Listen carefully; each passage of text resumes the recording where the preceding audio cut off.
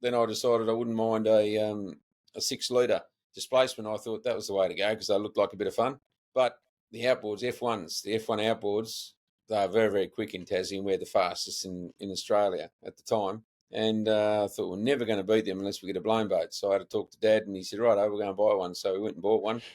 And we never haven't looked back since then. It took us a little while to get the F1s over. We run neck and neck with them a few times, and I've had some very, very good races. And we ended up beating them, head to head. So we knew that the blowers were the only way to go. Welcome to Powerboat Talk, the podcast where we talk everything performance boats with your host, Joe Road. Welcome to Powerboat Talk. Today I am talking with a gentleman from down under, Mr. Chris Palmer, who is an avid boat racer and an experienced boat racer down in Australia. He's also the promoter of the Australian Bad Boat Championship, which if you're not familiar with it, I'm going to get you familiar with it. It's a really cool deal. I've been following this on the internet for a while on Facebook, and Australian boat racing, circle boat racing is just, it's really good. It's really healthy. And so I thought it'd be cool to get Chris on and talk about it. So thanks for joining us tonight, Chris. Appreciate it. No worries, Joe. Thanks for making contact. So I just want to clarify one thing, because I learned something when I was doing a little research. So it's bad boat. So it's blown alcohol displacement is what the BAD stands for. And displacement is what you consider a displacement boat, is like V-bottom or flat bottom. It's because it designates that the boat displaces water as opposed to like a tunnel boat, right? Yeah, correct. Yeah. So I thought I wanted to explain that because I thought that was really unusual. So that's what the displacement part of it is. So yeah. So this championship, the Bad Boat Championship's coming up in a week, and so you're right in the thick of that. Why don't you go ahead and let people know what that's all about and maybe some history on it. No worries. So this, the bad boats was, we always had the bad boat challenges and the bad boat competitions, and we had and incorporated in that was like the USA versus Australia bad boats, right? So started this back in 2007 when I had, there was a few of the unlimited displacement boys were talking about running a series. So I had Chris Knuts with Sports Film. He's a good man to bounce stuff off. He's doing all the live streaming. So I had a chat to him, and he said, "Oh, you can run a series, and you can do this, you can do that." But I've seen a fair few of them go so well. So why don't you just straight out do a couple of good events? And we talked about it, and the best advertising and the best thing in the world is for us over here is we've got a USA boat or a USA competitor. So we'll have the USA versus Australia. So I worked on that like back then, like 2006, I started getting ready for 2007. And yes, there was a lot of work in it, and I had a few contacts over there for some of the flat bottom drivers in the States. And back then we're all running open decks, except for a couple were running cells. And Duff Daly was one of them that we ended up talking to at the end, because the ones on the other side of the island over there at US were wishy-washy, and yeah, I could come, no I can't, yes I can. And I just thought, rightio. So then a bloke by the name of Chris Kenner said, look, you ring Duff, and if he says he's going to do it, he'll do it. So I rang Duff, and we had a good chat, and we've been friends ever since. And what Duff says, he backs it up. So we got Duff over, and he brought one of his mates over. We had a very successful 2007 event, one in Windsor, and then one down in a bit of a shitty spot actually, down in Hazelwood, I think it was. It was a power station place, and it was just, yeah, the venue wasn't much, and it's just. But anyway, it all worked out well. We got a good crowd out there. So then I lost a lot of money on that event because of a few things went bad. So what I did then was I had a spell. You have to have a spell to regroup. But it really promoted the Australian powerboat racing. Like everyone was pumped. And we haven't gone backwards since that day. The only time we went backwards was when we had quite a few people killed in open deck boats. So then we had to regroup again and go to the cells. But we did have another crack in 2016. And that was and Duff again. He teamed up with Mike Stock by this stage. So Mike Stock, he listens to Duff, and like there was no problems dealing with Mike Stock then. Like it was great. So Mike brought over, and Steve Sequeira, he was good to deal with too. He came over and went upside down too. Yeah, he came into a corner and went upside down, but he had to sell, and nobody was hurt, and it was he was fast enough, just that his boat couldn't handle the water as good as Mike's. So then we went to 2019. Mike brought 2 boats over, and once again, not a problem to deal with. And it just promotes the boat racing so much over here with the Americans here. You have that advertising, you have the Yanks here, and there's no doubt about them. They're fast enough. Not as fast as me, but they're not bad, you know. so, so that's one thing. They go away and they work on something to try and come back and see if they can match me. They've been a little bit more reliable than me. You know, I suppose I've stretched things a little bit, and I'll be winning, and then all of a sudden I'm broken down. So this year I'm going to try and see if I can calm it down a bit, so I can do a few more laps. Yeah, there you go. And just to clarify for our guys over here, so Duff and Mike, what they took down, we're talking about their K boats. This is basically the Australian K boat. So no, 1 year, maybe it wasn't 17. 1 year you had a couple people lose their lives in crashes, and you guys at some point just 2010, 2000, I think 2011 we actually lost. 2010 it might have been. Yeah, 2010 we might have lost them, right? We lost 3, like champions of the sport, like one, just legends, like of our sport. So when you look at that, and everyone goes, "Oh, I'll be right," and I said, "Well, we just had 3 legends killed, very good boat racers. So what makes you better than them?" Right. So then we sort of stopped our unlimited racing until we started. You weren't allowed to run until you had.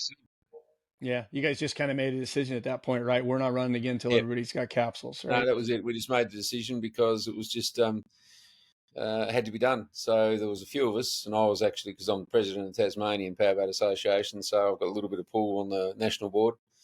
So so we had a big meeting, and it was a no-brainer. It was a no-brainer. Just put the cells in, and people were a bit slow doing it before because they didn't have, there weren't the cell builders around and the capabilities of doing it. But since then, we've had quite a few that stepped up to the mark and are doing it. And plus, I brought over a bloke by the name of Malcolm Jamison, who put my second cell in. My first one was it was a dud and too heavy, so we stripped all the boat and put a new one in it and set the boat up. And now the boat's a gun to drive, gun to ride in, and it feels good. That's what I always thought too when I was seeing you guys racing down there. It's just you've got so many guys and everybody's got capsules, and we call them capsule cells, same thing. But yeah, we're just so slow to do that up here because of costs, I guess. But I don't know. Yeah, it's funny about costs. You talk about costs, right? So a bloke will soon go and spend 50 or 60 grand or 70 grand or 80 grand on a motor. He won't go and spend 30, 40 grand on a cell, or something like that. So it's a funny way we think about things, and they think, oh, it's never going to happen to us. But I've had some very, very bad crashes in open decks and nearly died a couple of times, and been in hospital, and so has many others. And it's and I'm getting a little bit older, not much, but a little bit older, and making sure that I'm not as fit and as strong as I used to be. So it takes a little bit longer to get over these things. Oh yeah, and plus you got way more control when you're driving in a sailboat. Way more control. You're not trying to hold yourself in the boat or do things, so you're in control way more. So you're safer to the other drivers as well. I never thought about that aspect of it. That makes sense. Yeah. And then guys being guys, like you said. I mean, it just took somebody to say, just no, you're not. I mean, you can't race without it anymore. That was probably the big factor. Oh yeah, especially because I've been in races with 2 of my mates dying right behind me. Like crashing and dying right behind me, and I've had phone calls from other blokes the night before they've died. They're happy and they're doing this and doing that, and the next minute, bang, they're dead. Like Brian McCosker rang me up. He's one of the legends. He rang me up the night before, and we talked about it, and I said, da-da-da, not about dying, about, like, we don't want to do that to your gearbox, Brian, and da-da-da, because, what happens if, should be right. Next minute he's gone. Then the same thing happened to Dave Bryan, I think it was Dave Bryan from the US. Same thing the next day after that. And then then we plough through that. We're still thick. We're still not thinking. Then we go ahead and then we have Johnny Cross, at Yarrawonga. I turn around after I'd won the race, so happy, and I look over and there's a huge crash. And that was him coming across the line, So that was another one gone.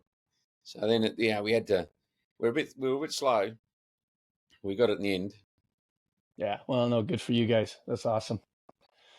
So, unfortunately, we talked about it a little bit. So this year you won't have any United guys there from the States. There's a couple teams that were trying to make it, Mike and Duff, and then John Grijalva, and what's his driver, Ty Newton. And I guess for whatever reasons, neither one of them can make it this year. But what's the turnout look like for in the country?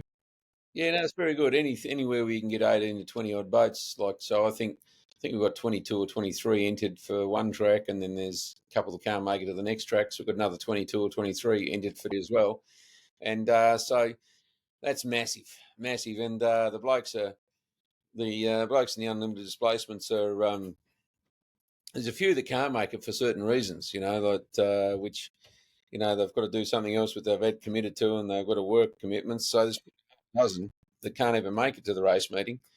And, they're a loyal bunch of racers, and they want to come out and do the betterment for the sport. And it's one of those things that we all get together. And the race meeting that I've put on, and I don't just do it all on my own.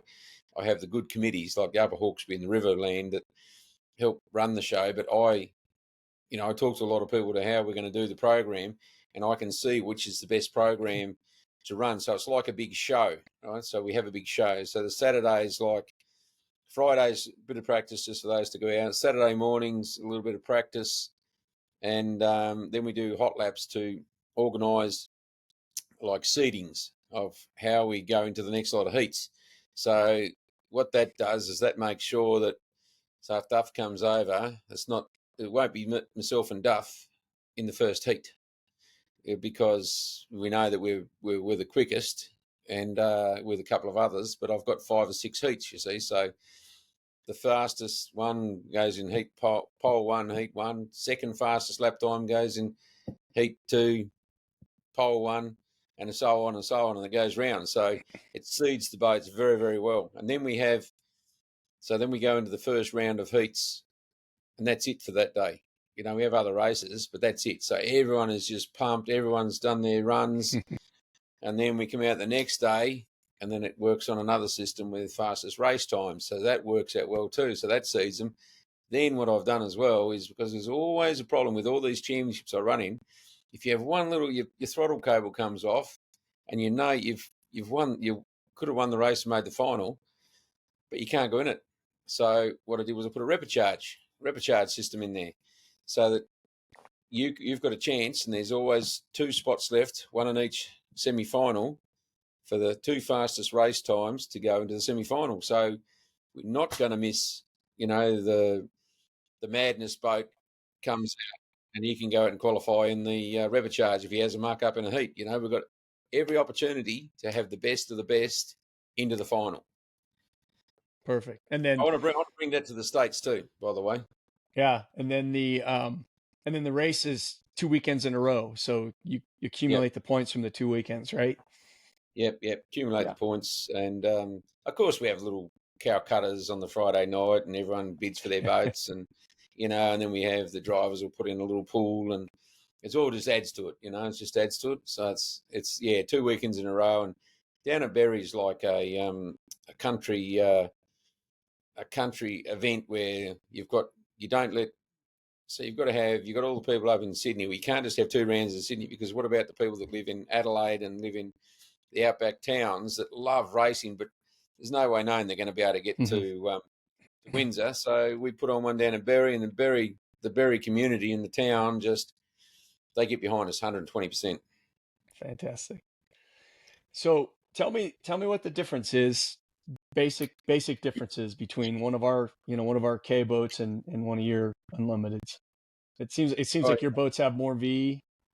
Yeah, I say our boat, we ride a bit wetter than the flat bottoms. The flat bottoms probably take less horsepower to go faster.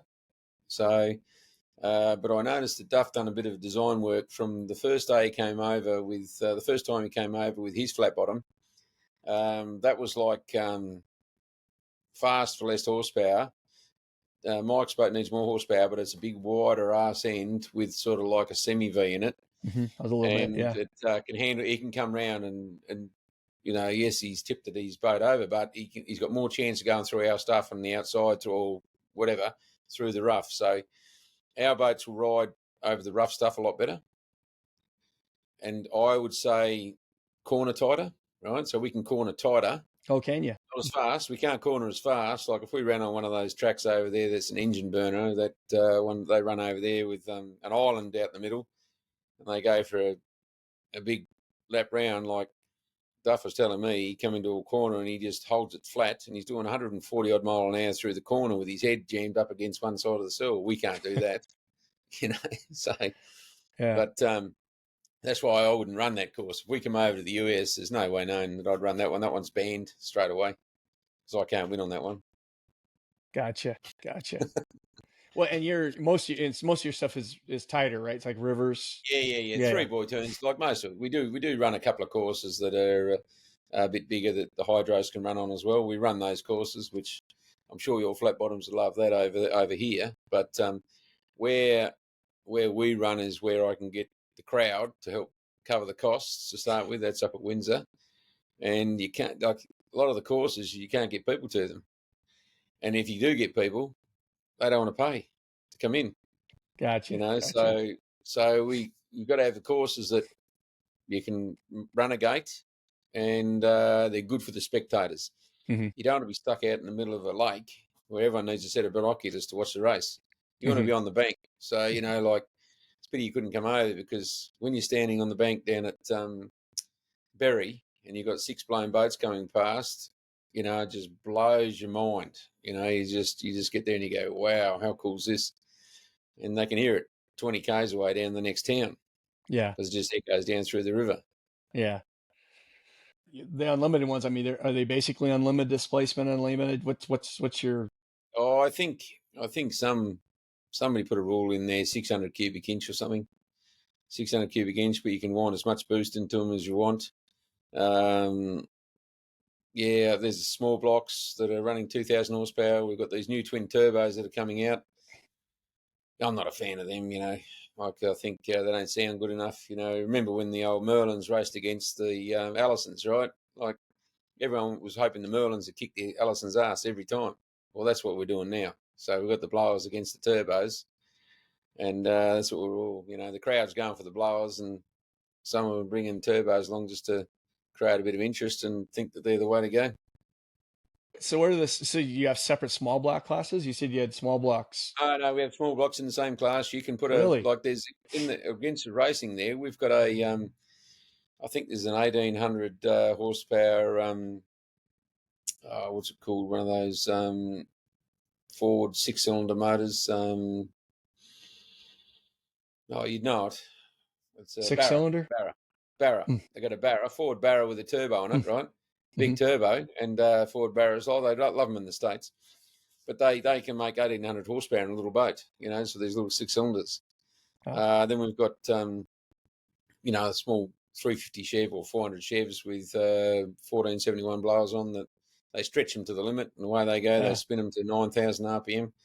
Then we've got, I think the biggest one is about a 575 cuber. I think we're running at the moment. Some of the boys are running 575 cubes. I run 510s, and I think you can run it's happy medium with RPM. You run a bigger one, you can't run so much RPM.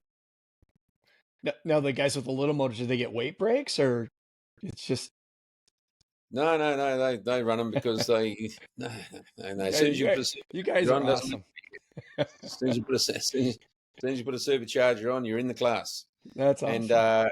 And that's no bull. When you're out there watching, right, you go to watching the crowd there, the 6 litres we've got are very, very fast. Now, they've come over to the States and they've run over there, and I didn't think the idea would go real well, and, of course, it didn't because, 6 litres is a 6 litre. It might be fast, it might go well, but, people will go and get a sandwich ready for the blowers that come out, and the 6 litres lapping quicker than some of the blowers, but they'll go and get a hot dog, come back out. When the blowers come out, they hear the noise coming, and away they go. They're back out for the blown, Sure. So they love the noise. Yeah, I noticed because over there the sanctioning bodies, it's the main body's APBA, which is the same over here, but it's Australian Powerboat Association.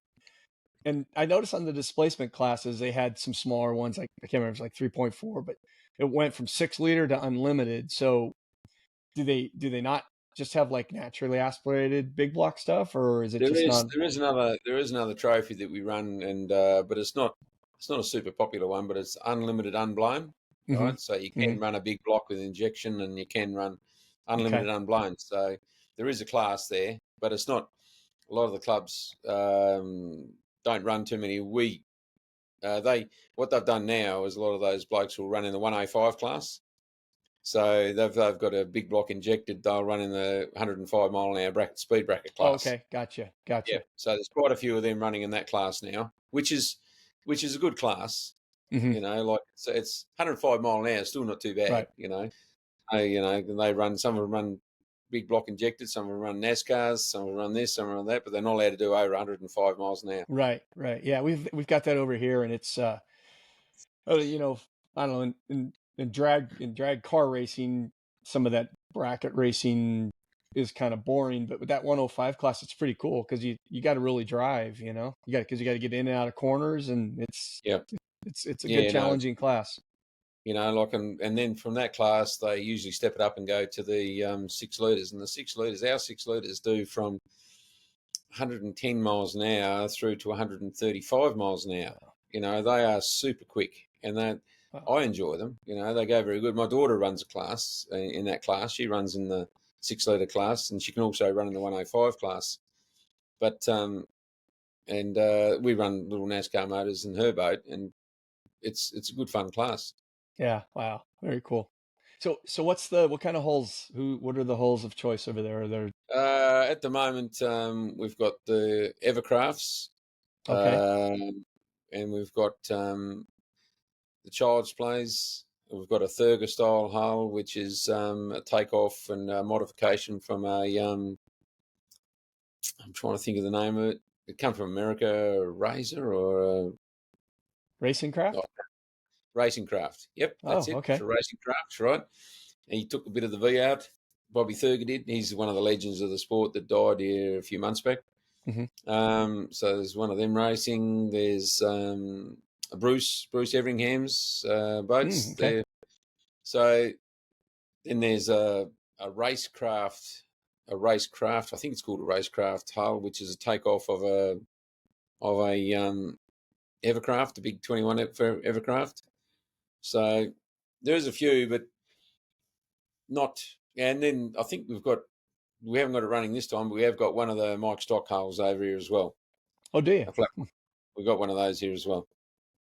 So no, like overwhelming. Everybody has the one certain one, or just kind of a smatter. No. My Child's Play is different to the others as well. Like mine's an old Child's Play, runs a lot flatter, hasn't got as much V, needs a little bit more horsepower to get it to go. But I like the way it can handle the rough. I think I can go across the rough water a lot better than the others.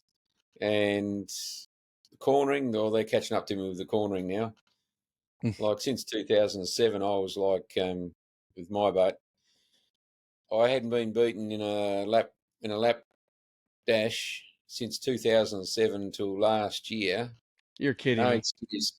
No excuses, but I got beat by a boat called Unleashed, and I can't believe 200ths of a second. And I was a bit disappointed in, no excuses, my motor wasn't going good and my boat was handling a bit ordinary. He got me by 200ths of a second. Wow, he's still got his chest pumped out now. So that made me stand up and think, all right, they're catching up. They're catching up because they weren't close to me before, but now everyone's caught up to me, so I've got to sort of step up a bit. That's what keeps you on your game, right? Yeah. Yeah. So what's your background? How'd you get started in racing, and what's your history? My dad, he came from New Zealand, originally from New Zealand, and my grandfather and my uncles and my cousins and everyone races, and we were racing back in the old days in New Zealand. We used to go over as kids, and grandfather built his own boat, and my uncle built the motors, and it was a hydro, and they used to run hydros all the time in New Zealand. So Dad come over here, and we've sort of got into it from there. Just kept going, and myself and my brother, he races a blown displacement as well, and we just kept continued on. We started in hydros. We all run hydros, and 6-litre hydros, front engine jobs, and I got me 100 mile an hour in a boat that was built in New Zealand called Roadrunner, and that still holds the Tasmanian water speed record. It's an 18-foot Lauderback style. That still holds the record in Tassie at 142 miles an hour over the Kylo, and it's the flagship for New Zealand. And yeah, so we all raced. Dad he always had the better motors compared to myself and my brother when we used to race. Of course. But we'd always beat him. We'd always beat him though, because he'd get tired after the second lap, So that's how we went. And then I decided I wouldn't mind a 6-litre displacement. I thought that was the way to go because they looked like a bit of fun. But the outboards, the F1 outboards, they are very, very quick in Tassie, and we're the fastest in Australia at the time. And I thought we're never going to beat them unless we get a blown boat. So I had to talk to Dad, and he said, right, we're going to buy one. So we went and bought one, and we never haven't looked back since then. So, it took us a little while to get the F1s over. We run neck and neck with them a few times, and I've had some very, very good races with the legend Craig Bailey and one of the good races up there, Reece Coles. In Tasmania back in the day, it was Greg King, and he was like he'd go to the mainland and he'd win with the F1s over there, and we ended up beating them, head to head. So we knew that the blowers were the only way to go. Yeah, make more horsepower, right? Yeah, noise, horsepower. Yeah, no, it's great. Yeah.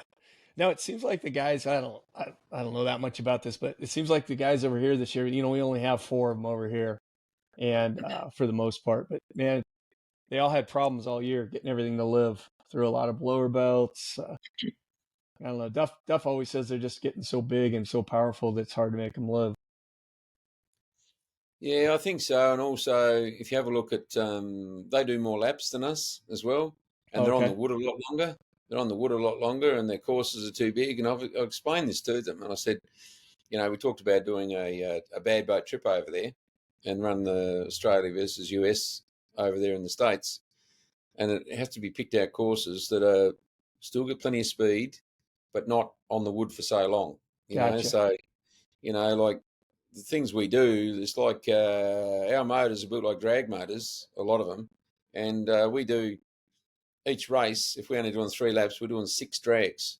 We're doing 6 drag races every race, and these blokes that do the drag races never look at they never look at it with us, because they go, wow, they're rebuilding their engines. Right. We're still racing. So when you extend the track out a little bit, then you do 4 laps, you're on the wood a lot longer. Yeah, gotcha. Gotcha. I just think, looking at your tracks over there, that's one of the reasons that I think that the motors are expiring. There's probably a lot of other things too, but still. Yeah. And when it's a small sample size too, and I'm just a guy, just casual observer too. So yeah. But it's also, I guess maybe you guys you've got, in one way you've got a lot of water, but the water you have is kind of limited spaces. So it actually, maybe that's kind of helps you that you've had the limited spaces. Whereas we don't have a lot of water, but what we do have, that sounds like it's pretty good space, length.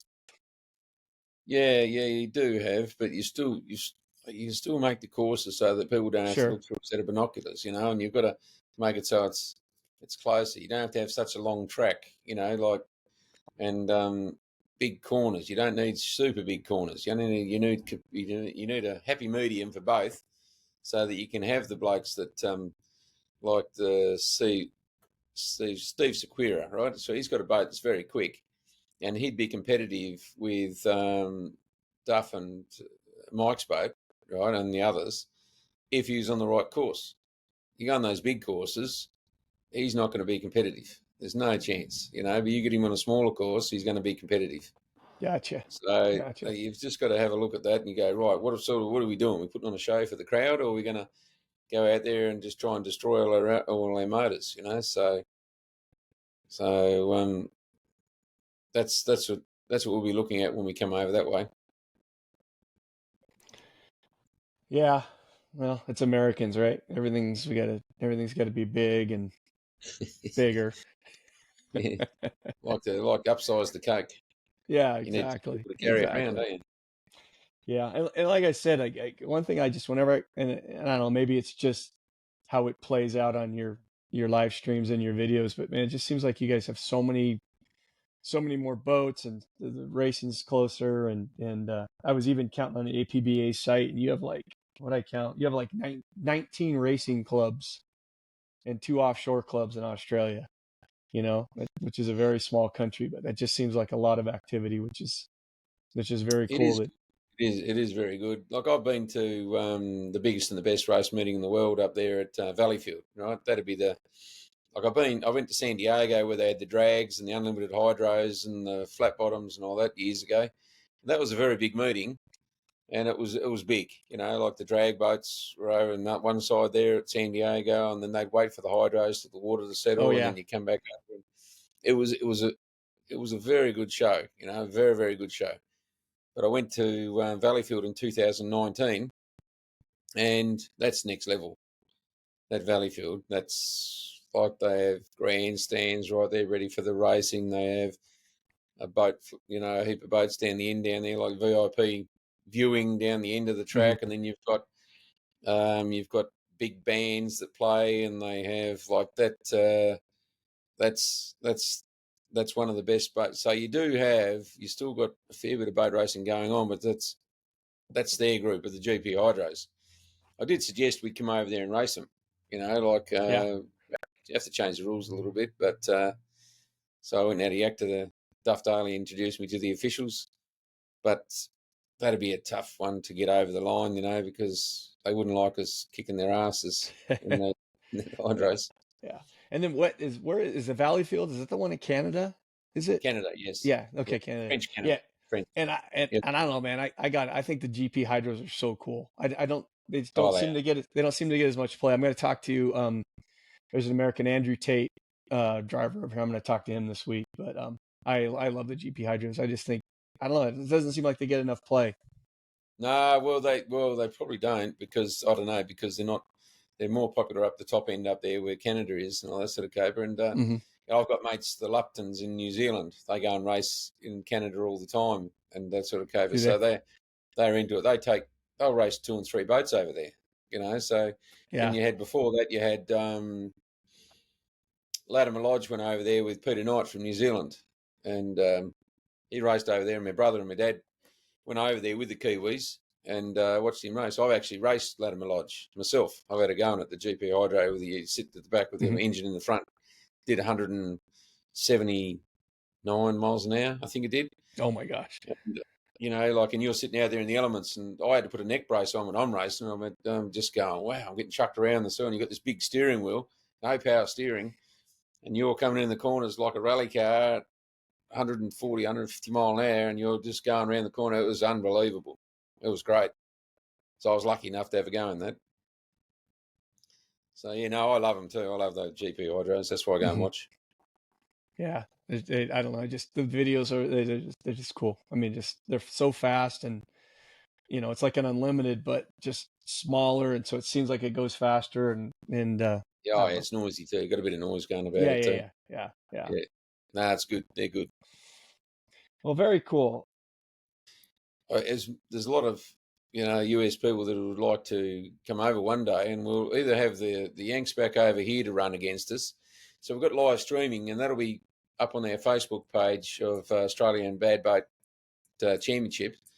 That link will be there for the live streaming, and I have the number one live streamer, Chris Knutsov for Sports Film. So it's a hell of a show, and you'll be able to repeat it, like be able to rewatch it the way we do it. So, and that then those who can't make it are going to be able to get the best, the best thing they can is the viewing. Okay, that's good. So you don't have to stay up all night to watch it. Yeah, you don't have to. No. But you can if you want. So yeah, and your Facebook page is kind of where you run everything. It's Australian Bad Boat Championship is a Facebook page, and I'll put this on my show notes. But yeah, it's great. Beautiful. It's great that you have the live stream. You said the live stream's done real well for you.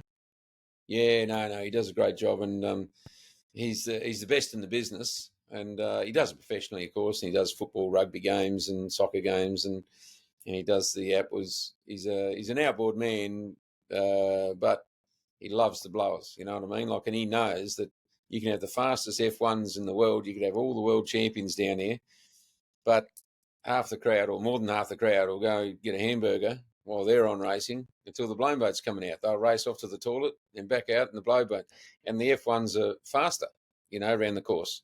Doing a lot of us, like, it's neck and neck with the top end bad boats, but the rest of them, the F1s are quicker around the circuit. Yeah. Well, the F1's just a different taste, It's like a drag race car versus an Indy car or whatever, but they're still really cool to watch. So yeah, no, they are. Yeah. So back to your background. So you've won. It's called how do you say it? The Mars Watson. Yeah, Mars Watson. Yeah. That's a sought after trophy in the displacement world. Yeah, most sought after. I've entered in it many times and broken down a lot. And that's so it's not an easy trophy to win, put it that way. And like Bobby Thurger, who was a legend in the racing, he won 5, and now I've equalled that. And I'm trying to go for the number 6. So that'll be next May over in South Australia. So okay. Yeah. So if we can keep it going, we're a good shot at winning number 6. The competition's getting much harder too now. I notice that every time I go out, instead of me just taking it easy and cruising around, I've got them. They're either in front of me at the corner or they're right beside me everywhere. But you'd probably much rather have it that way anyhow, right? I mean, no, it's good. I like head-to-heads. Yeah, you don't like winning. Yeah. Like a head-to-head race is. I'm lucky enough that I've had head-to-head wins with and losses with the best F1 drivers in the country and the best blown boats over the years. All the blown boat legends, and they beat me, I beat them. So it's like they're the best racers ever. Yeah, I got you. So, but if you get this 6th one, you're going to be you'll stand out. Yeah, I'll stand out. Yeah, that's it. Yeah. Then I'll go for 7. Then I'll go for 7. Then I'll go for 8. There you go.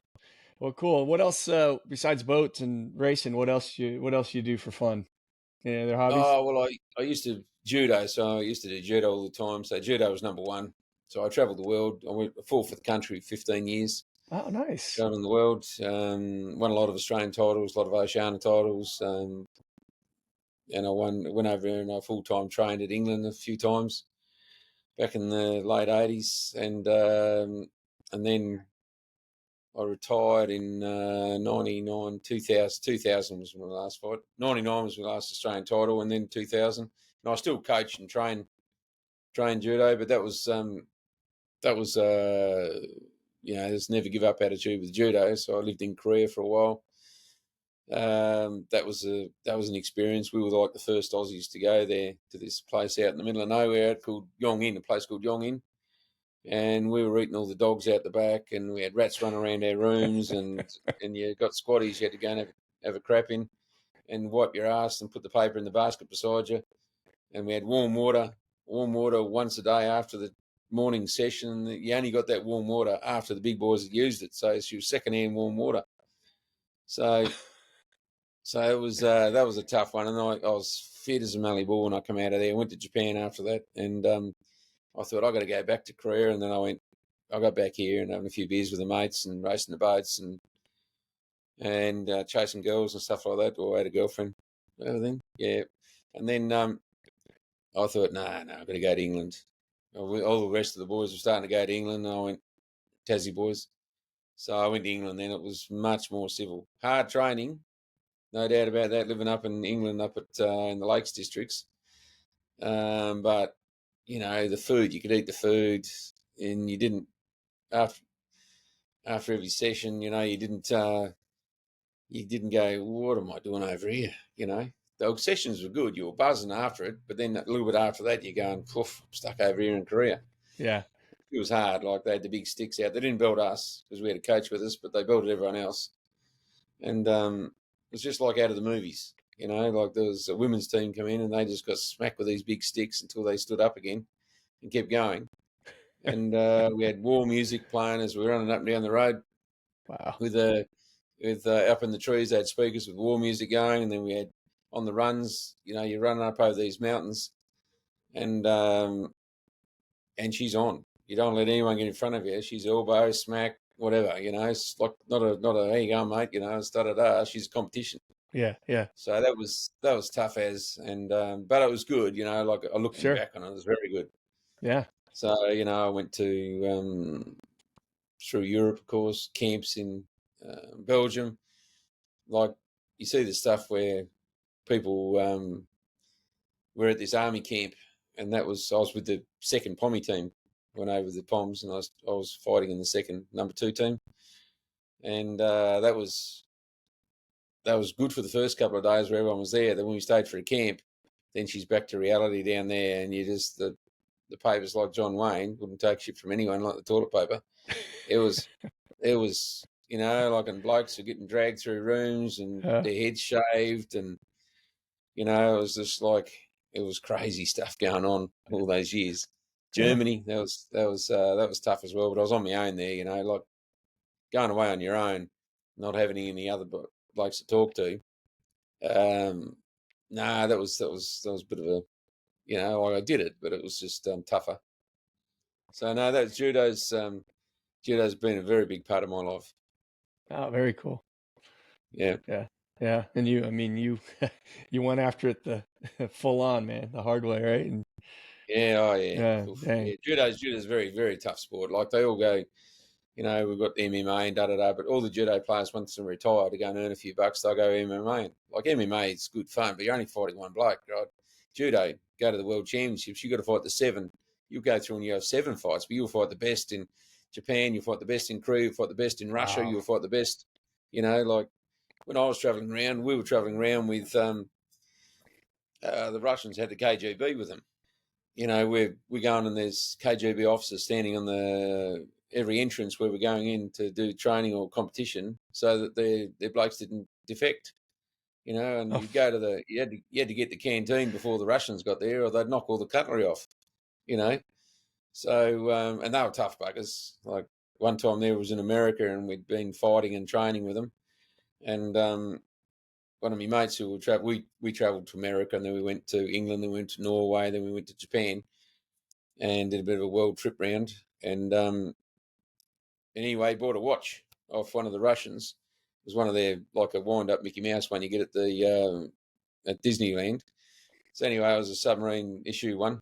So I bought it for $100 US off this Russian. So we travel around the world, and then we're in training with the Russians in Japan before the tournament. And we're up in the Kodokan it was, and we come back in the change rooms, and we were sharing the change rooms with the Russian. My mate, he's lighter weight than me, but a fiery bugger, stony. And he goes in his bag and he goes, my fucking watch is missing. And he looked around at the Russians and said, which one of you fucking assholes stole my watch? And it would have been one of the ones that sold it to him. Got through the bag, knocked her off. So no, they were tough buggers. And then so that was one of the many things that we did back in the old days. Yeah, man. So boat racing's easy. Yeah. Boat racing's the only thing is never give up is like I blew a motor on the 27th of December, broke me good aluminium KB clean in half on just a week back, and or a week and a half now, and I had to make a few phone calls, and luckily my mate Troy Marlin up there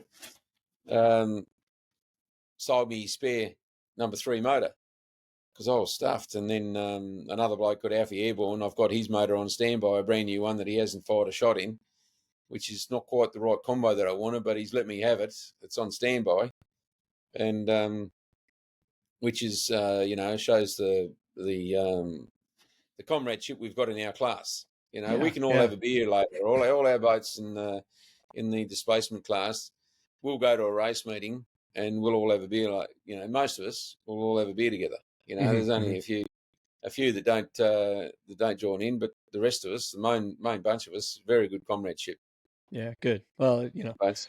yeah, there's not enough. It's like up here too. I observed the same thing onto a race, and yeah, it's kind of like they're all working for the same team because, you have to. There's just not enough of you guys to go off and do your own. You got to have that camaraderie. So very cool. It's good. It's been good. I didn't ask you. You brought up. So do you build your own engines, or are there some?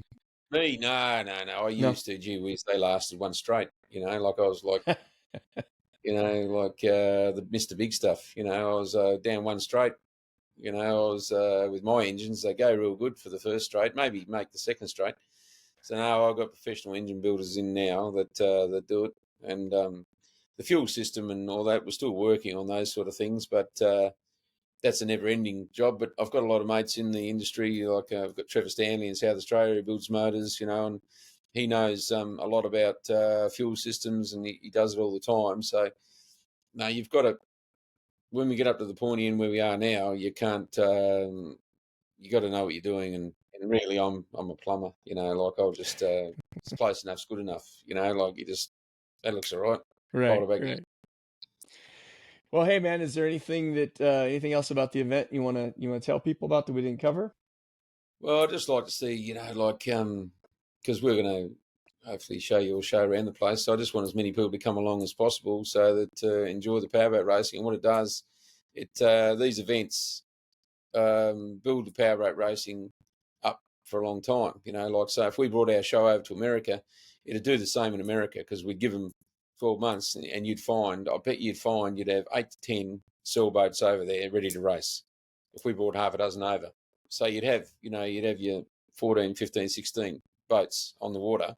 Mm-hmm. We might even be able to bring more, because we've got a few blokes now that have got a few dollars running around. So we turn up to the race meeting now. I turn up with my little transporter. We get 3 blokes turn up with semi-trailers, with double deckers, with boats and spare motors and all that, So they're our sport's moving to the next level, So, and that's through a lot of promotional work and people backing the ideas that I've had with the US versus Australia. So I want as soon as we get more people to the, then we might pick up 2 or 3 drivers. People want to buy boats. Sure. So if we can get some good crowds to the Windsor on the 20th and 21st, and the Berry meeting on the 27th, 28th, it helps. Because it's not a money making exercise for me. I can tell you that. It's I do plumbing to make money, not promote boat racing. I do boat racing because I love it. If I get enough to buy a few beers and buy other people beers afterwards, and they can buy themselves a beer, that's great. Fantastic. Sounds like a good MO. Well, that's cool. Yeah, I'll promote the live stream link, and so we'll get it out there too when we do that. So again, I've watched it, I follow it all the time, and it just seems like really cool racing. So good for you guys. So I appreciate it. All right, man. Well, hey, thanks for taking the time. And again, Facebook, it's Australia Bad Boat Championship on Facebook.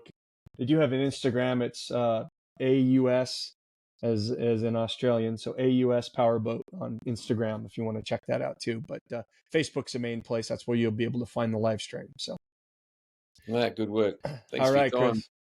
You'll let me know when you're going to plug it. I sure will. And good luck with everything. All right. Thanks, man. Take care. Bye. See ya. Bye. Thank you for listening to Powerboat Talk. If you like what you've heard, please head over to Apple Podcasts and give us a 5-star review. For more Powerboat Talk, follow us on Facebook or Instagram, or visit our website at powerboattalk.com.